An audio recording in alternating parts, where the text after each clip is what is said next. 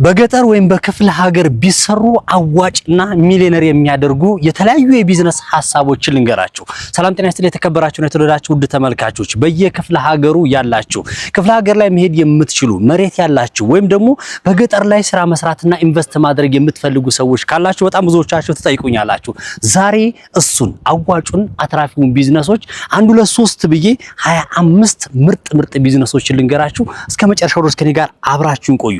በመጀመሪያ ቁጥር አንድ ክቡራን ተመልካቾች በገጠር በክፍለ ሀገር ላይ ብትሰሩት የሚያዋጣችሁ የማያከስራችሁ ቢዝነስ የእንስሳት እርባታ ነው። በእንስሳት እርባታ ውስጥ በጣም ብዙ ነገር ታውቃላችሁ ወይም ደግሞ በጣም ብዙ ነገሮችን መዘርዘር ይቻላል። በውስጥ ላይ ዶሮ እርባታ ላይ ትችላላችሁ፣ ከብቶችን፣ ላሞችን፣ የተለያዩ ነገሮችን ብቻ መሰል ነገሮችን የእንስሳት እርባታ የሚባሉትን በአጠቃላይ ገንዘባችሁን ባንክ ቤት ከማስቀመጥ ይልቅ በክፍለ ሀገር አካባቢ ላይ ይህንን በእንስሳት እርባታ ላይ ኢንቨስት ብታደርጉ ተጠቃሚ ትሆናላችሁ።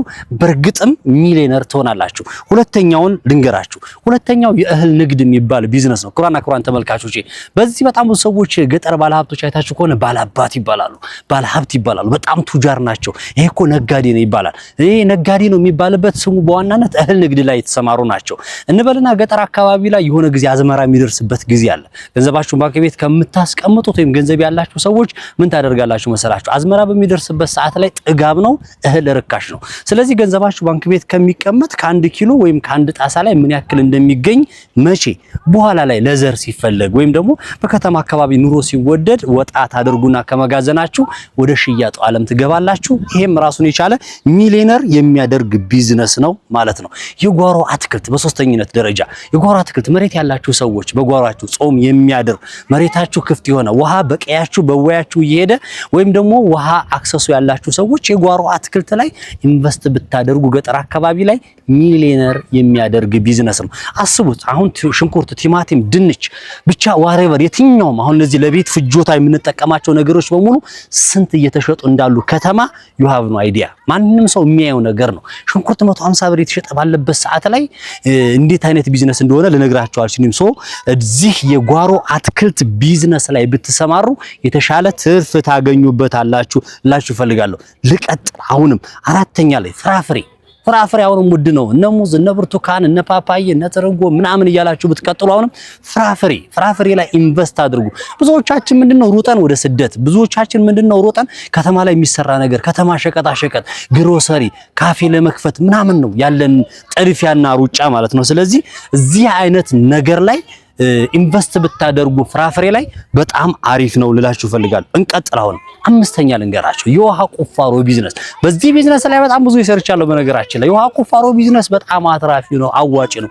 ወደ ክፍለ ሀገር ወጣ ብላችሁ ወደ ገጠር ወጣ ብላችሁ የውሃ ቁፋሮ ስራ ብትሰሩ ውሃ ለሚያስፈልጋቸው ሰዎች ውሃ ብታወጡላቸው እናንተም ተጠቃሚ ናችሁ። እነዛ ውሃ የምታወጡላቸውም ሰዎች ደግሞ የተሻለ ቢዝነስ የሚያገኙበት ነው። እንቀጥል።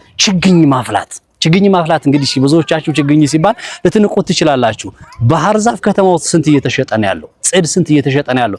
ጣውላ፣ የፈርኒቸር ስራ የሚሰራባቸው እቃዎች በቀላሉ አንድ ጊዜ ብቻ ተክላችሁ እናንተ ትርፋማ የምትሆኑበት ሲያድግ ነገርና ከናንተ የሚፈልገው ነገር የለም። ዝናብ ባገኘ ቁጥር የሚያድግ ነው ወይ ከስንት አንድ ደግሞ ወንዝ ከሆነ ከወንዝ አካባቢ ላይ ውሃ አንጥታችሁ ታጠጡታላችሁ። ያድጋል በራሱ አድጎ ነገ ከ3 ከ4 ዓመት በኋላ ገንዘባችሁን ባንክ ቤት ቼክ አድርጉት። ምን ያክል ይደርሳል? አይደርስም። አንድ ዛፍ ብትተክሉ ግን አንዱ ዛፍ ባህር ዛፍ ስንት እየተሸጠ እንዳለ ራሳችሁ የቤት ስራ። ስለዚህ ገጠር አካባቢ መሬት ጾም ያደረ ነገር ካለ የችግኝ ተከላ ስራ ላይ ብትሰሩ በጣም አሪፍ ነው። እንቀጥል። ቡናና ቃሪያ ወይም ደግሞ ቃሪያ ወደ በርበሬነት አገልግሎት የሚውለው ማለት ነው። ስለዚህ ቡና ስንት እየተሸጠ ነው ያለው? በአሁኑ ሰዓት ላይ ቡና 1500 ብር ከተማ እየተሸጠ ነው ያለው። ስለዚህ አክሰስ ያላችሁ ሰዎች በቀላሉ ቡና የሚያለፋ ነገር ነው። በነገራችን ላይ ክቡራን ተመልካቾች በጣም በቀላሉ ቡና መልማት የሚችል ነው። እንዳልኳችሁ ቃሪያ፣ በርበሬ በጣም ውድ ነው ያለው አሁን። ስለዚህ እዚህ ነገር ላይ ኢንቨስት ብታደርጉበት ምን ይመስላችኋል? የገጠር ሱቅ አለ። የገጠር ሱቅ ሲባል በጣም ብዙ ሰዎች በበቅሎም ማምጦት፣ በባጃጅም ማምጦት፣ በጭነት መኪና ማምጦት የገጠር ሱቅ ላይ ብትከፍቱ ገጠር አካባቢ ምን ልስራ የምትሉ ሰዎች ነው። አሁን በስደት ያላችሁ ሰዎች አሁን ገጠር ላይ ይህንን የገጠር ሱቅ ብትከፍቱት በጣም አትራፊ ትሆናላችሁ። የተሻለ ትርፍ ታገኙበታላችሁ። በገጠር ሱቅ ማለት ነው። ከዛ በኋላ ወፍጮ የእህል ወፍጮ ማለት በጣም ሰዎች አይታችኋል። ከ10 15 20 ኪሎ ሜትር ርቀት ድረስ እየሄዱ ነው ወፍጮ የሚያስፈጩት። ስለዚህ እናንተ ገንዘብ ያላችሁ ሰዎች ደግሞ በ300 ሺህ ብር ሊሆን ይችላል በ500 ሺህ ብር የእህል ወፍጮ ማሽን ገዝታችሁ ወደዚህ ቢዝነስ ላይ ብትገቡ እናንተም የተሻለ ትርፍ ታገኛላችሁ።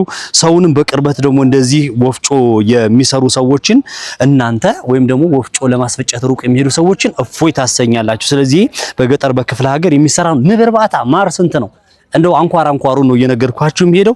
ንብ እርባታ ካልኩላችሁ በኋላ ወተትና የወተት ላም እርባታ ወተት ስንት እየተሸጠ ነው ያለው? የወተት ላም እርባታ ግቢ ያላችሁ ሰዎች ላም አርቡ። ወተት ስንት እየተሸጠ ነው ያለው? ከገጠር ወተት ወደ ከተማ የመነገድ የመስራት ስራ ስሩ ቀላል አይደለም። የእንስሳት ተዋጽኦ ተብሎ የሚታሰብ ቢዝነስ ነው። እንቁላል፣ የእርጎ፣ ይሄ ወተት፣ ቅቤ የሚባል ነገር ከገጠር ወደ ከተማ የሚመጣ ቢዝነስ ስለሆነ እዚህ ላይ ፎከስ ብታደርጉ በጣም አሪፍ ነው።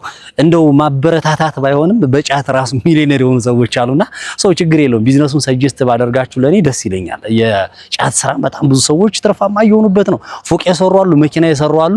እንደው እንደ ማበረታታት እንደ ሱስ ባይሆንም ግን ቢዝነሱ በጣም አሪፍ ነው። ከጫት ጋር ተያይዞ አሁን ይሄ ጌሾ የሚባል ይሄ የሚፈለጉ ጥብስ ቅጠል ምናምን የተለያዩ ነገሮች አሉ። ጤና አዳም ደማከሴ ምናምን የሚባሉ ነገሮች ከተማ ላይ በነገራችን ላይ በቀላል እንዳይመስላችሁ እቺን ያክል ፍኝ እንትን በ50 ብር በ100 ብር በ20 ብር በ30 ብር ይሸጣልና እናንተ ደግሞ በደንብ መሬቱ ላይ በደንብ ብትተክሉበትና ከተወሰነ ጊዜ በኋላ ቆርጣችሁ ከተማ ብትተክሉ በጣም የሚገርም ቢዝነስ ነው።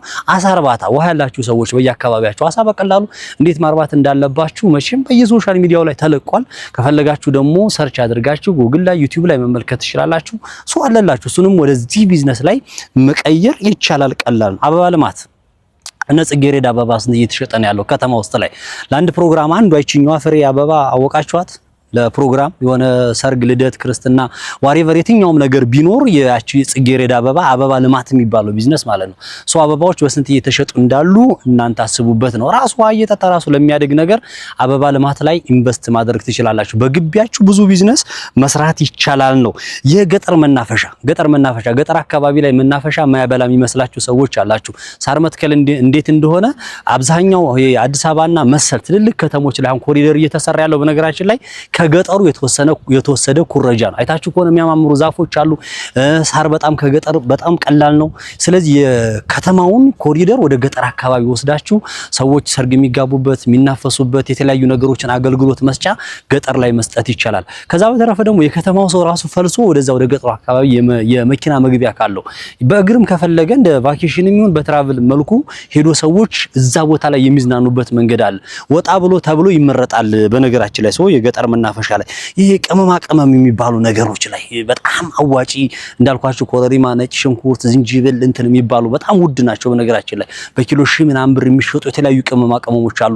እነዚህ ነገሮች ላይ እንዴት ነው ኢንቨስት ብታደርጉ አንዴ ኢንቨስት ያደረጋችሁት ነገር እኔ እንጃ በቃ በአመቱ ወይ በ6 ወሩ ሚሊዮነር የምትሆኑበት ወይ በሁለተኛ አመቱ ደግሞ ሚሊዮነር የምትሆኑበት አንዴ 50 ሺህ ወይ 100 ሺህ ብር ነው ወይ 200 300 ሺህ ብር ኢንቨስት ስታደርጉት በኋላ ላይ ግን ምን ያክል ሚሊዮነር እንደምትሆኑበት አስቡበት ነው። የገጠር ባለሀብቶች በአሁኑ ሰዓት ላይ በነገራችን ላይ እንደው በጣም ከባድ የሆነ ብር ነው ያላቸውና እሱን ብታስቡበት በጣም አሪፍ ነው። የእንስሳት ንግድና ከገጠር ወደ ከተማ የእንስሳት ንግድ አሁን በግ እንዳልኳችሁ ዶሮ ሊሆን ይችላል፣ ላም፣ በሬ ከገጠር ክፍል ገጠር ወረድ ስትሉ በነገራችን ላይ ቅናሽ ነው፣ ርካሽ ነው። ወደ ከተማ ስታመጡት ደግሞ አንድ በሬ ስንት እየተሸጠ እንዳለ አስቡት። 150 ሺህ 100 ሺህ የሚሸጥ አለ። ከገጠር ስንት ይገዛል? እናንተ ራሳችሁ የክፍለ ሀገር ልጆች የገጠር ልጆች የቤት ስራ ለእናንተ ልስጣችሁ። ሶ እንስሳት ንግድ ላይ ከገጠር ወደ ከተማም እያመጡ መነገድ ይቻላል ማለት ነው። እንቀጥል። አሁንም የተወሰነ ብቻ ይቀረኛል። የነዳጅ ግብአቶችን መሸጥ በገጠር አካባቢ ላይ አይ ቲንክ ማደያ እስከሌለ ድረስ እንደሚፈቀድ ነው የማውቀው። ምን የነዳጅ ግብአት ማለት ነው። ወደ ገጠር አካባቢ ላይ ላምባ፣ ጋዝ ምናምን የሚባሉ ነገሮች አሉ የሚፈለጉ። እሱ ላይ ፎከስ አድርጋችሁ ብትሰሩ በጣም አሪፍ ነው። አጣና፣ እንጨት፣ ጽድ የሚባሉ ቢዝነሶች መቼ ለታ ከትናንት ወዲያ እየሰማው ነበርና አንድ ሲኖትራክ እንጨት አንዱ ጭኖ መቶ ከክፍለ ሀገር አካባቢ እኔ ለምሳሌ አዲስ አበባ ነው ያለሁትና ከባህር ዳር እንጨት አጣና ሽጦ መቶ ነው ብለውኝ በሲኖ ስንት ነው ብዬ ስጠይቅ በጣም ገረመኝና 300 ሺህ ብር ነው አሉኝ። በሲኖትራክ ማለት ነው። አስቡት። በሲኖትራክ ማለት የሆነ አካባቢ ላይ ባህር ዛፍ ተከላችሁ ከስንት ዓመት በኋላ በሲኖትራክ ሞልቶ በሲኖትራኩ 100 ሺህ ብር ጭኖላችሁ ቢመጣ ስንት 200 ሺህ ብር ማለት ነው በአንድ ጊዜ ተመልከቱ። ከእንጨት ላይ ከናንተ የጎዳችሁ ነገር የለም። ኮትኩቱኝ አይሉኝ አይላችሁም፣ አርሙኝ አይላችሁም። ባህር ዛፍ ብትተክሉ በእንጨት ጽድ ስንት እየተሸጠ እንዳለ እሱንም የቤት ስራ ልሰጣችሁ ነው። ሁለት ብቻ ይቀሩኛል። የጭነት መኪና ገንዘብ ያላችሁ ሰዎች ወደ ገጠር ክፍለ ሀገር አካባቢ ላይ የጭነት መኪና ለመግዛት ሞክሩ። አሁን የታክሲ ሚኒባስ እንትን ምናምን የምትሉ ሰዎች አላችሁ፣ ወይ ምን ልግዛ ባጃጅ የምትሉ ሰዎች አላችሁ። ከዛ ውጡና የጭነት መኪና ላይ ነው ኢንቨስት ማድረግ። ስንት እየተከፈላቸው እንዳሉ ቅድም እናልኳችሁ 100 ሺህ ብር ሲኖትራክ ይከፈለዋል ከባህር ዳር አዲስ አበባ ካልኳችሁ 100 ሺህ ብር በአንድ ጊዜ ለምሳሌ 30 ሺህ ብሩን ቢበላው ነዳጅ 70 ሺህ ብር ከሲኖትራኩ ታገኛላችሁ ማለት ነው። ያው በርግጥ ወጪ አለው፣ ያው የሹፌር የምናምን ሊኖረው ይችላል በጣም ብዙ ነገር፣ ግን ገንዘብ ቢዝነስ ሲባል እንደዚህ የተሻለ ነገር የምታገኙበት ነው። የግብርና እቃዎችን አቅርቦት ከከተማ አካባቢ ወደ ገጠሩ አካባቢ የሚፈለጉ እቃዎች አሉ። ለገጠር ለአርሶ አደሩ የሚጠቅሙ ነገሮችን ከውጭ ሀገር ማስመጡት ከሀገር ውስጥ ማስመጡት የተላሉ የማረሻ መሳሪያዎች ሊሆኑ ይችላሉ፣ ማዳበሪያ ሊሆኑ ይችላሉ። ብቻ ለገበሬው ለአርሶ አደሩ የሚጠቅም ነገር ማምጣት ይቻላል በቀላሉ። ወደ የት ገጠር እዛው ላይ መነገር ትችላላችሁ፣ የገጠር ከተማ ላይ መነገር ትችላላችሁ። በመጨረሻ ህንጻ መሳሪያም ገጠር ላይ መክፈት ይቻላል። አዎ ቆርቆሮ፣ ሚስማር ከተማ ሄዶ ሰው ከሚገዛ እናንተ በብዛት ባይሱዚ በጭነት አምጥታችሁ ገንዘብ ያላችሁ ሰዎች ወደ ገጠሩ ክፍል ወይም ደግሞ አርሶ አደሩ ወዳለበት አካባቢ ብታቀርቡለትና እዚህ ስራ ላይ ብትሰማሩ እናንተም የተሻለ ትርፍ ታገኙበታላችሁ። ከገቢዎች አንፃር ሊሆን ይችላል፣ ከከተማው መጨናነቅ አንፃር ትርፍም እንደዚሁ ራሱ ከከተማው ይልቅ ገጠር ላይ ወስዳችሁ የምታሸጡት ነገር ትርፉ የተሻለ ነው ማለት ነው። ክቡራን ተመልካቾቼ በገጠር ወይም በክፍለ ሀገር የሚሰሩ የቢዝነስ ሐሳቦች ከብዙዎቹ ጥቂቶቹ እነዚህ ናቸው። አሁን የተመለከታችሁበትን የዩቲዩብ ቻናል ሌላ ጊዜም እንደዚህ እንዲተላለፍላችሁ ወይም እንዲቀርብላችሁ ሰብስክራይብ አድርጉ። ቲክቶክ ላይ ካላችሁ ፎሎ ላይ ሼር አድርጉ። ይህንን ይመስል ነበረ። መልካም የስራ ቀን